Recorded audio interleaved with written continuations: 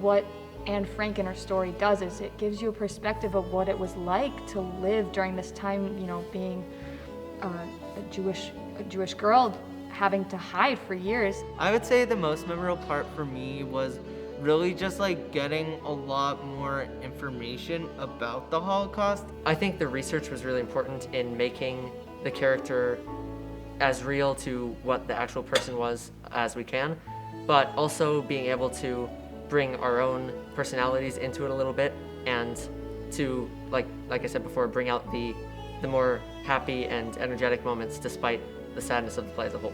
We wanted to be really accurate with the time period and with everything that was going on, so it's been really interesting to take more time to do that than we would in other shows. I think that by watching this show, you can really see what actually happened in the annex and what they went through and how there were some happy moments. Actually watching the show and seeing this family and how they interacted with each other and how the Holocaust ultimately impacted them makes it so much more real.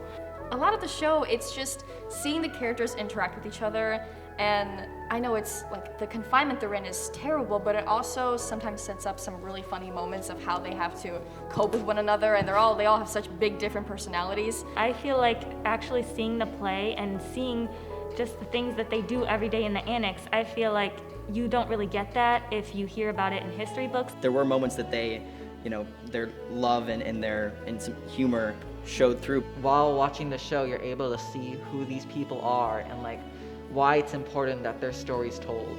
I think it'll allow people to see kind of this family and how even though in the worst of times they tried to make things better, and that's really anyone can do.